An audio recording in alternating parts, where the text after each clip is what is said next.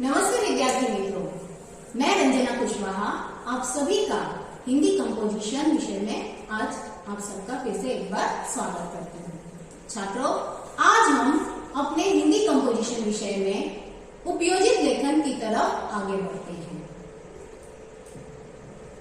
आज हम अपने उपयोजित लेखन के रचना विभाग के माध्यम से पत्र लेखन की तरफ बढ़ेंगे। छात्रों, वैसे तो आप लोगों ने हमारे इस साल के प्रथम सत्र में पत्र लेखन के बारे में अच्छी तरह से जानकारी हासिल कर ली है। आज हम उसे फिर से दोहराएंगे भी और उसमें कुछ नया भी सीखने जा रहे हैं। तो चलिए छात्रों, अपने रचना विभाग के पत्र लेखन की तरफ हम बढ़ रहे हैं। छात्रों, पत्र लेखन अर्थात चिट्ठी या खत लेखन, जो हमारे मन के भाव होते हैं, हमारे अंदर के जो विचार होते हैं, इन विचारों को, इन भावों को लिखित रूप में व्यक्त करने का एक उत्तम साधन होता है पत्र लेखन। तो ये जो पत्र लेखन होता है, हमारे मन की अभिव्यक्तियों को बड़ी ही आसानी से हम अभिव्यक्त कर सकते हैं और किसी भी व्यक्ति तक इसे पहुंचा सकते हैं। छात्रों, आप सभी पत्र लेखन के बारे में काफी हद तक जानते ही हो। आज का जो जमाना है वह इंटरनेट का जमाना है, आधुनिक जमाना है, और आज के युग में आप सभी, हम सभी मोबाइल, संगणक आदि के बारे में अच्छी तरह से जानते हैं। इन सभी चीजों के साथ में हमारा बहुत ही अच्छा ताल्लुक है। हम इनके साथ में रहते हैं, अर्थात इन सभी के बिना हमारा कोई काम पूर्ण नहीं हो पाता है। तो इसी तंत्र ज्ञान का अच्छी तरह से उपयोग जो है अब पत्र लेखन में भी किया जाने लगा है। पहले जब हम पत्र लेखन किया करते थे तो उसका जो प्रारूप था, उस प्रारूप के अनुसार हम पत्र लेखन करते समय जब पते की बारी होती थी, पता लिखा जाता था, तो हम अपने दाहिनी ओर ऊपर कोने की तरफ लिखा करते थे।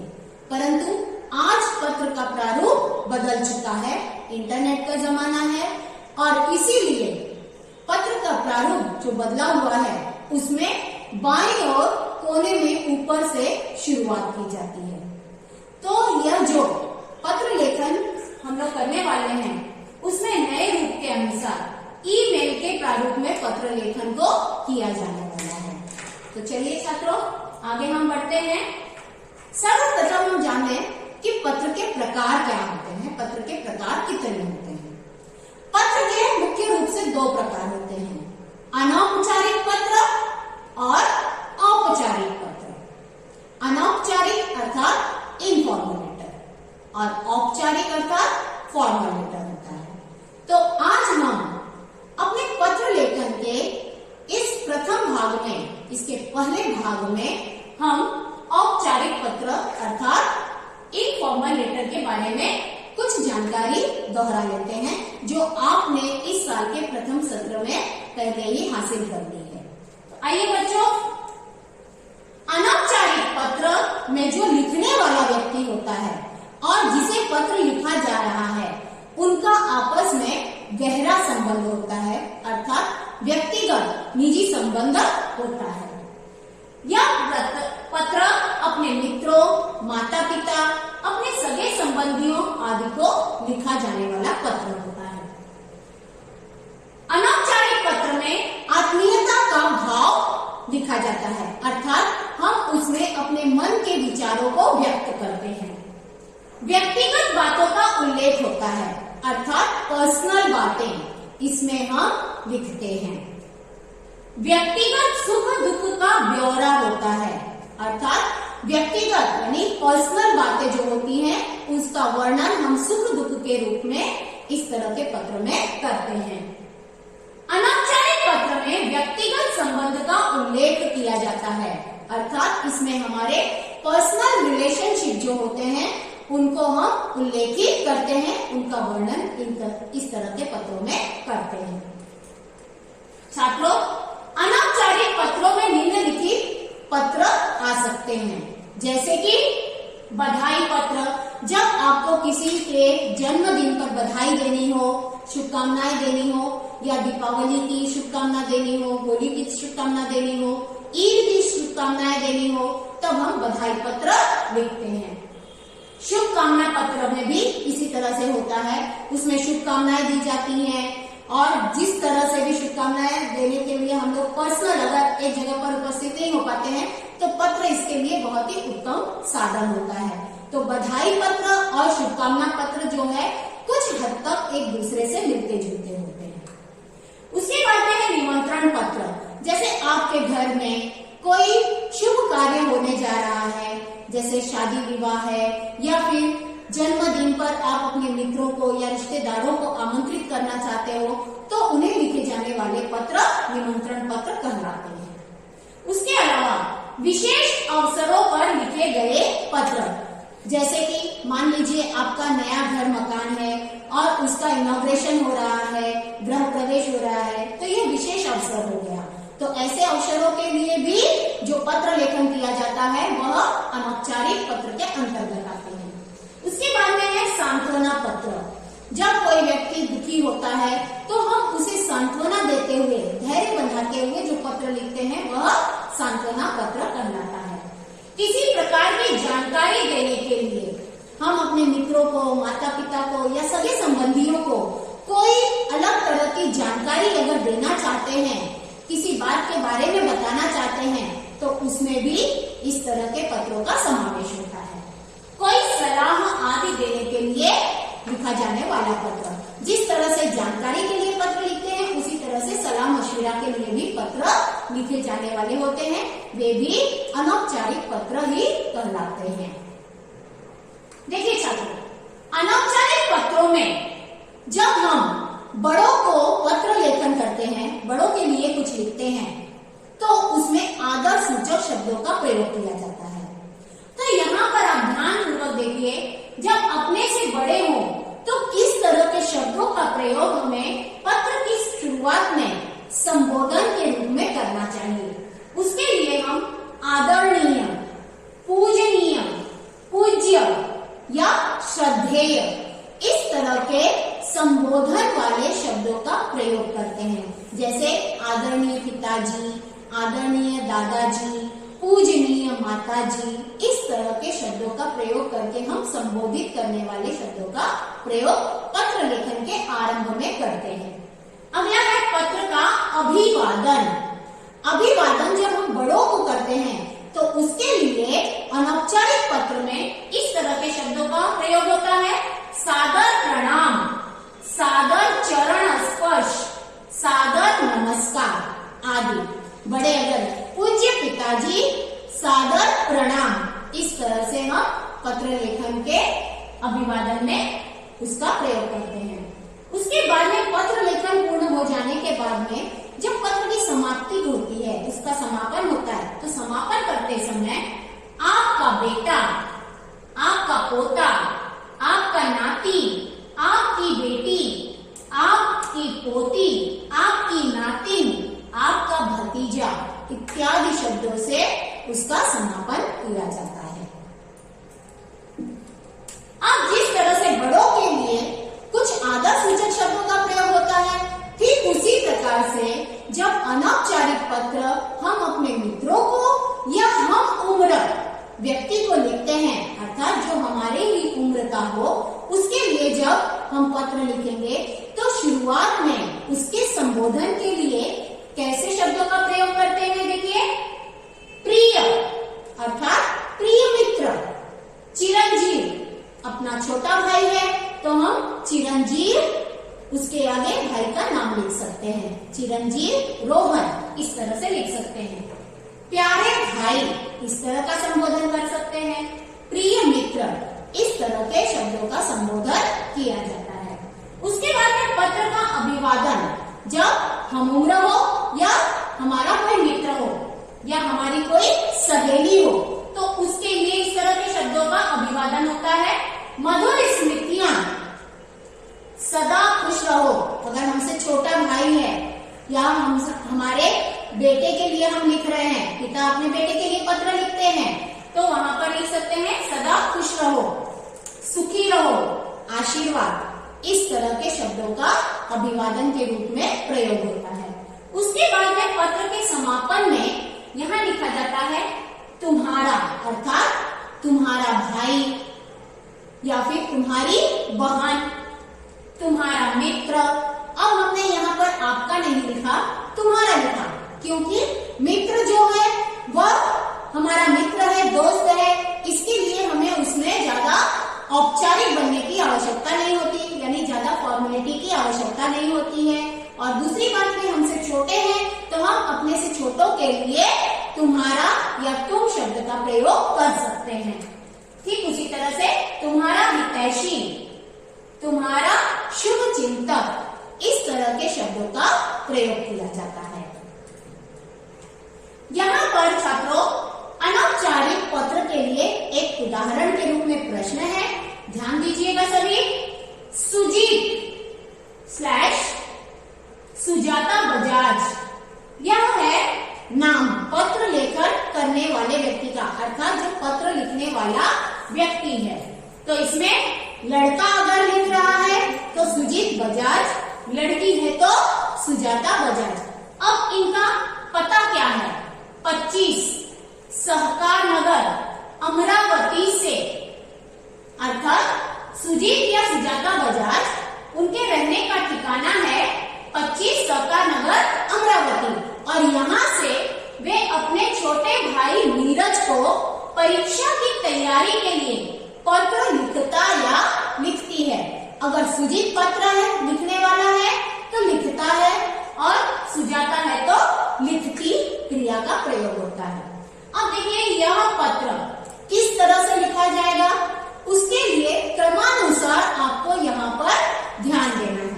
देखिए छात्रों, यहाँ पर सर्वप्रथम हम जो पेज पर पत्र लिखने वाले हैं, समझ लीजिए यह स्क्रीन एक पेज है और इसकी सबसे पहली जो लाइन है, सबसे पहली पंक्ति जो है, उसके ऊपर का हिस्सा जो हमारे बाईं ओर का है, अर्थात हम पत्र लेखन करने जा रहे हैं तो इसमें क्या क्या चीजें आवश्यक है और उसे हम किस क्रम में लिखेंगे, उसके बारे में ध्यान दीजिए।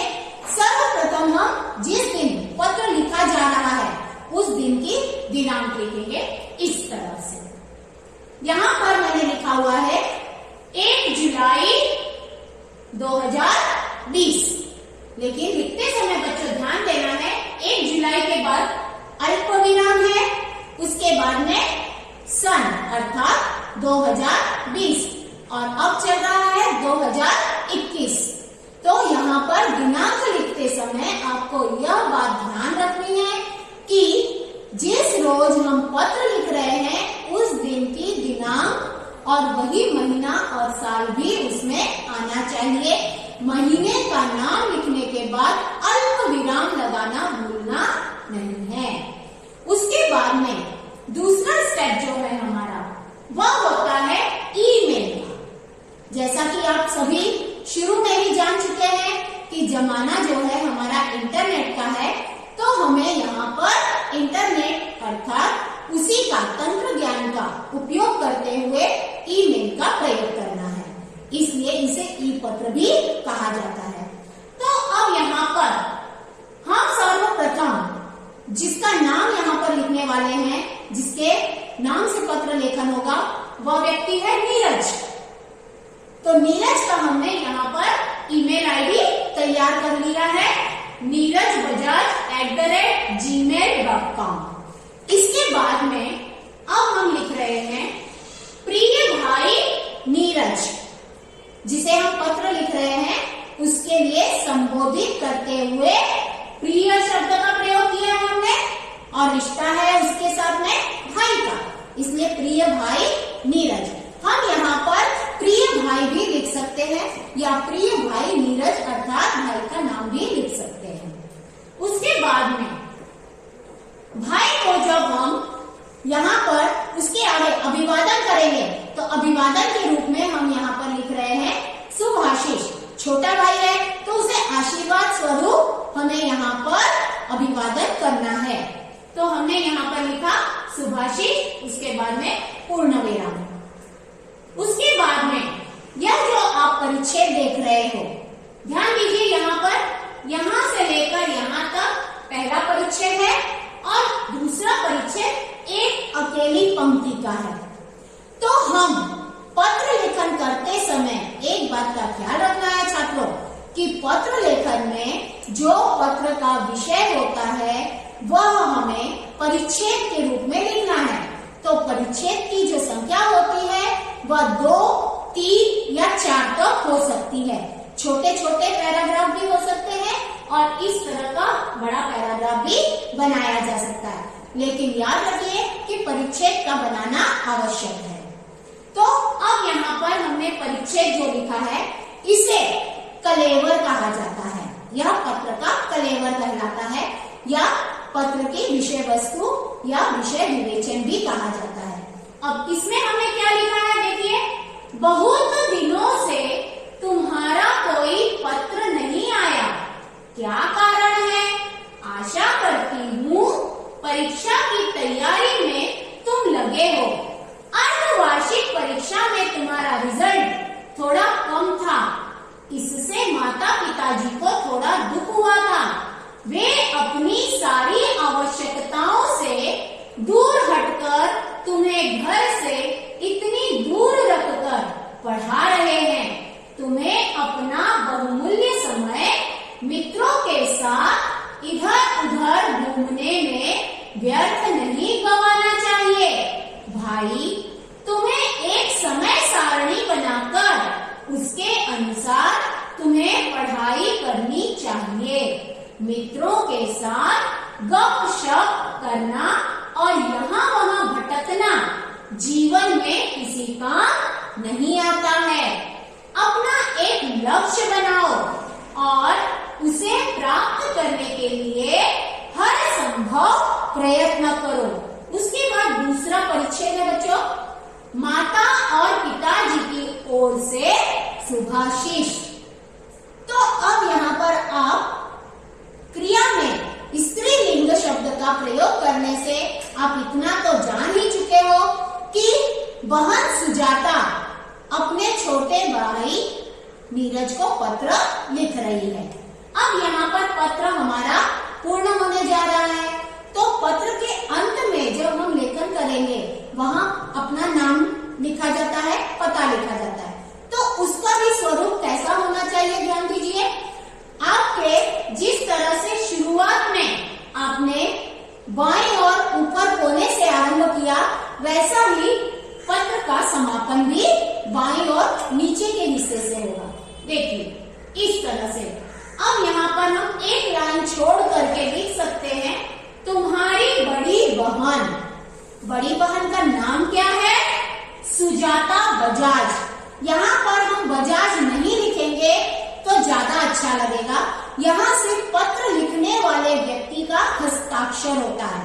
बच्चों, हस्ताक्षर का मतलब जैसे हम टीचर आपको सिग्नेचर करके करेक्शन करके देते हैं, उसे सिर्फ सिग्नेचर नहीं कहा जाता या हस्ताक्षर नहीं कहा जाता है। हस्ताक्षर का अर्थ होता है अपना एक पर्टिकुलर नेम राइटिंग करना। तो यहाँ पर सुजाता नाम लिखा जाएगा। अगर आपने बजाज भी उसके साथ में अर्थात सुजाता का सरनेम लिखा है तो भी चलेगा, लेकिन अगर नहीं लिखा है तो बेहतर रहेगा। तो सुजाता लिखने के बाद आपको यहाँ पर पूर्ण विराम और बड़ी बहन के बाद में अल्प विराम, इस तरह से आप पहली लाइन दूसरी लाइन में देख रहे हैं।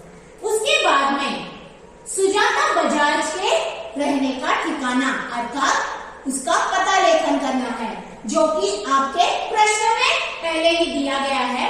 यहाँ पर 25 दिया है और यहाँ गलती से 81 आया है, तो आप यहाँ पर सुधार कीजिएगा। यहाँ पर आएगा 25 सहकार नगर अमरावती। उसके बाद में सुजाता बजाज का ईमेल आईडी आपको यहाँ पर तैयार करना है। तो आप यहाँ पर कभी भी अपना खुद का नाम नहीं लिखेंगे, यह बात हमेशा याद रखिए। वह मैं इसलिए बता रही हूँ क्योंकि कभी कभी प्रश्न में पत्र लिखने वाले और पत्र पाने वाले का नाम और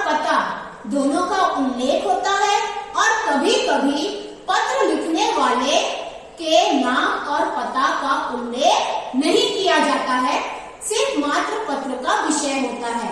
तब भी विद्यार्थियों आपको एक बात ध्यान रखनी है, कभी भी अपने खुद के घर का पता और अपना नाम पत्र में मत लिखो। उसकी जगह पर आप कोई भी दूसरा अन्य नाम लिख सकते हो। तो इस तरह से छात्रों पत्र लेखन का जो नया प्रारूप है अर्थात जो ई पत्र कहलाता है वह इस तरह के रूप में दिखाई देगा। अब पूर्ण रूप से जो पत्र है वह आपको इस तरह से नजर आएगा। अब इसमें देखिए छात्रों हमने क्या क्या उपयोग किया। यहाँ पर सबसे पहली पंक्ति में हमने लिखा दिनांक, फिर पत्र जिसे भेजा जा रहा है उसका ईमेल आईडी, संबोधन के लिए हमने प्रिय भाई नीरज लिखा, अभिवादन के रूप में हमने सुभाषिस लिखा और उसके बाद में ये जो पैराग्राफ अर्थात परिच्छेद बनाए हमने यहाँ पर उसे पत्र का कलेवर कहा जाता है।